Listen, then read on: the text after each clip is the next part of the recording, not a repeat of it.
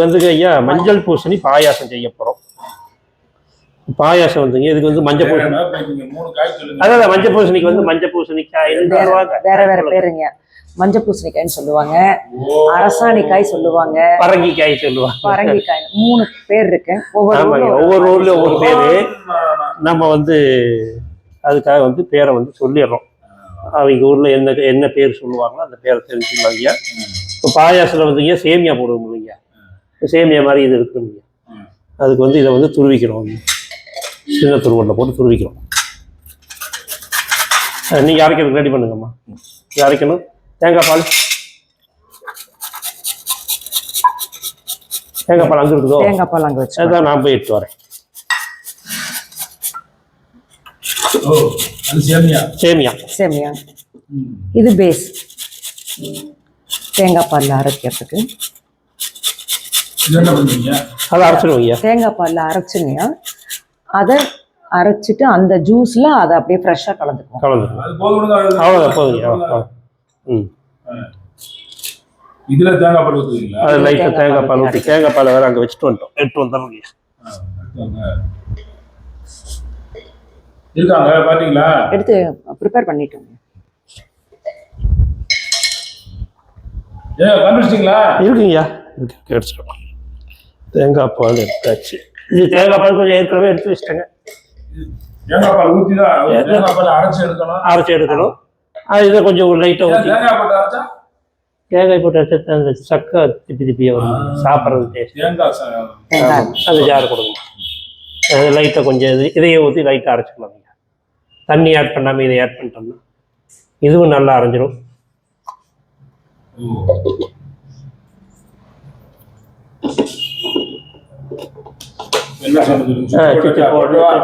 போடலாங்க. ரைட்டுங்க.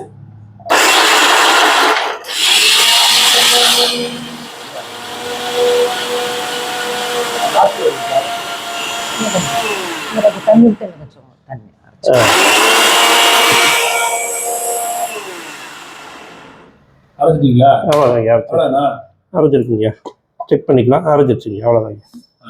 அவ்வளோதான், அவ்வளோதான். எதுலேயே ரெடி பண்ணுறீங்க. நம்ம அதில் தேங்காய் பால் கொஞ்சம் ஊற்றி அலசி ஊற்றி, தேங்காய் பால் ஊற்றி கலக்கவும், தேங்காய் பாலை ஊற்றி விட்டு ஸ்பூனை போட்டு சுற்றுங்க. தேங்காய் பால் ஊற்றி அவ்வளோதாங்க.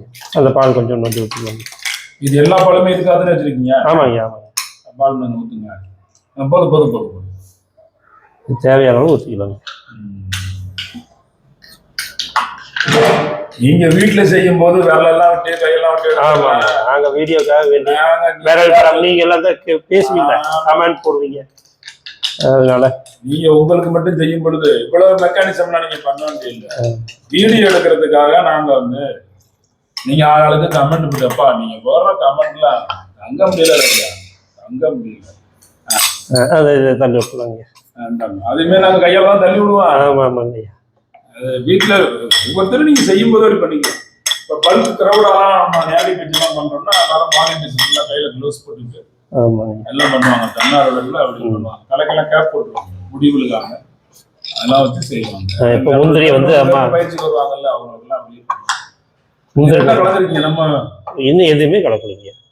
தேங்காய் பால் இதை கொட்டிங்களா? இப்ப என்ன கொட்டீங்க? அது இந்த துருவி வச்ச மஞ்சள் பூசணிக்காய், இந்த சேமியா மாதிரி வரும். சேமியா மாதிரி பாயாசம் ஃபீல் கிடைக்கும். பாயாசம்னா ஏதாவது வாயில பட்டு நின்று சாப்பிட்டு தான் எல்லாமே ஜூஸாக போயிடுச்சுன்னா அது ஜூஸ் மாதிரி ஆயிடும். அது கிடைக்கும். இன்னும் கொஞ்சம் தேங்காய் பால் ஊற்றிருக்காங்க. இருக்காமா? இருக்கு. இன்னும் லைட்டாக கொஞ்சம் ஊற்றுங்க. போதுமா? அவ்வளோதான், சூப்பர். வேற எதுக்கு சக்கரை போடுவீங்களா? சக்கரைங்க, சக்கரை போடுவீங்க. சக்கரை போடுறோம் அதான் வச்சிருக்கீங்க. முந்திரி பருப்பு, திராட்சை போடுவீங்க. பாயாசம் இருக்குங்க.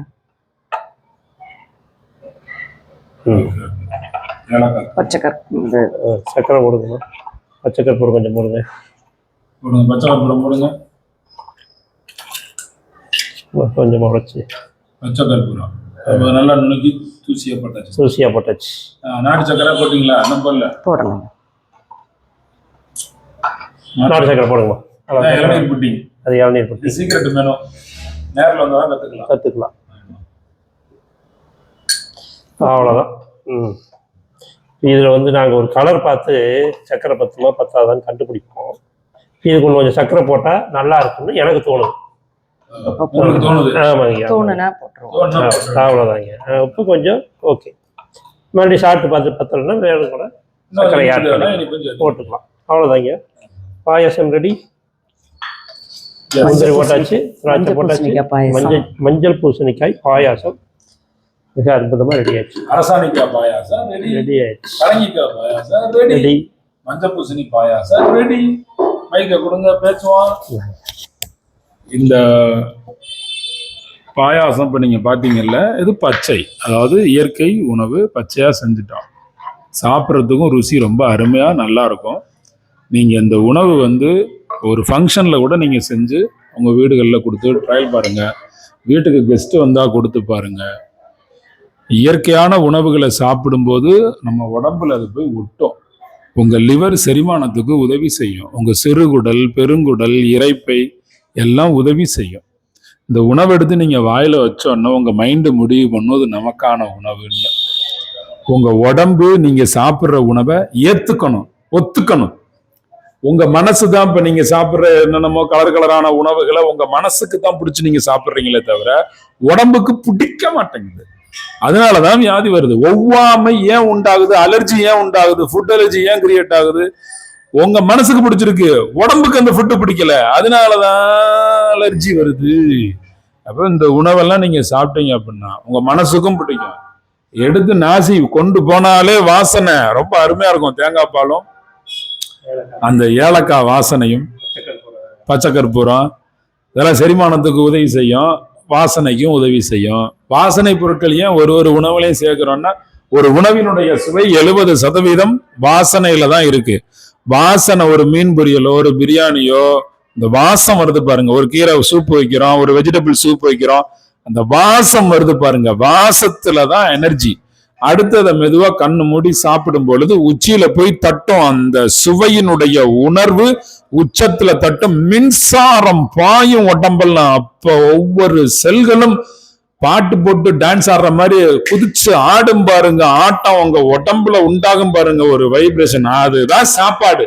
அப்படி சாப்பிடணும். சாப்பாடு கொஞ்சமா சாப்பிட்டாலே போதும். உங்க இறப்பையே இவ்வளவு பெருசுதான். ஒரு இட்லி 1.5 இட்லி வைக்கலாம். ஆனா நீங்க 44 இட்லி சாப்பிட்டு இடம் இருக்குன்னு அப்புறம் போய் 2 ஆம்லெட் 3 ஆஃப் ஆயில சாப்பிட்டுக்கிறது, காலையிலேயே உட்காந்து பரோட்டா கொஞ்சம் அப்புறம் கொஞ்சம் சப்பாத்தியை கொடுங்கன்னு சாப்பிட்றது, ஆனியன் ஊத்தாப்பம் தோசை, அதுக்கு சாம்பார் சட்னி பல வகைகளை வச்சு எல்லாத்தையும் குழைச்சு ஒன்னா அடிச்சு சாப்பிட்றது. 2 கையையும் சில பேர் யானையோட தும்பிக்கை மாதிரி எல்லாம் மாத்தி அடுத்தவங்க இலையில உள்ளதெல்லாம் இழுத்து வச்சு சாப்பிடுவீங்க பாருங்க காலையில சாப்பாடு. அட ஆண்டவா, அந்த கொடுமையெல்லாம் நான் பார்த்து அட கடவுளே இப்படியா இந்த ஜனங்க சாப்பிடணும்னு நொந்திருக்கேன். கொஞ்சமா சாப்பிடுங்க, உடம்புக்கு தேவையான அளவுக்கு சாப்பிடுங்க. கொஞ்சமா அப்படின்னா நிறைய சாப்பிட்றவங்களை சொல்றேன் கொஞ்சமா சாப்பிடுங்கன்னு. ஏற்கனவே கம்மியா சாப்பிட்றவங்க இன்னும் குறைச்சிடாதீங்க. நிறைய பேர் சாப்பிடாம இருந்தா எடை குறையும் நினைக்கிறீங்க. சாப்பிடாம இருந்தாலும் சில பேருக்கு எடை கூடும். சரியான உணவு எடுத்தா தான் எடை குறையும். சரியான உணவு சாப்பிட்டாதான் அதுக்கு பேரு டயட்டு. நம்ம கொடுக்கக்கூடிய டயட் எல்லாம் தென்றல் டயட் வந்து நிறைய பேர் பட்னி போடணும்னு நினைச்சிட்டு இருக்கிறீங்க. உற்சாகமான உங்க உடம்புக்கு உதவிகரமான உணவைத்தான் நாங்கள் தருவோம். எந்த நேரமும் எனர்ஜியா இருக்க முடியும். இயற்கை உணவுங்கிறது விரும்புறவங்களுக்கு 3 வேளையும் கொடுப்போம். சில பேருக்கு 1 வேளை மட்டும்தான் கொடுப்போம். மற்ற நேரத்துல வந்து சமையல் உணவு கொடுப்போம். இயற்கை உணவு இருக்கு, சமையல் உணவு இருக்கு, அதுக்கப்புறம் பாதி பக்குவப்படுத்தப்பட்ட உணவுகள் இருக்கு. இப்படி எல்லாம் உணவுகள் வந்து நாங்க உங்களுக்கு செலக்ட் பண்ணி கொடுப்போம். நிச்சயமா குணப்படுத்துறேன். என்ன பிரச்சனாலும் குணமாகும். ஆயுஷ் 100 பயிற்சிக்கான போன் நம்பர் கொடுத்துருக்கேன். வாங்க, திருச்சிக்கு சிறப்பா குணமாகலாம், அற்புதங்கள் நடக்கும். நல்ல இயற்கை பொருட்கள் வேணுமா, இயற்கை அங்காடி நம்பர் தர்றேன்.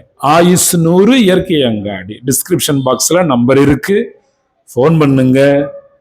நலமடைங்க, நல்லா இருங்க, நேர்ல வாங்க.